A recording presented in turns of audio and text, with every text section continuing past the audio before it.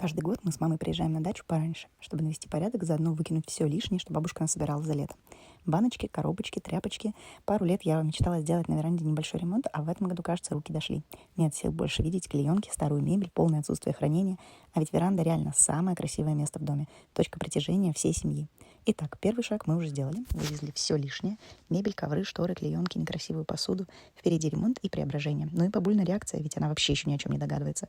Вы бы рискнули на такие эксперименты со старшим поколением? Делитесь в комментариях и подпишитесь, чтобы не пропустить наш результат.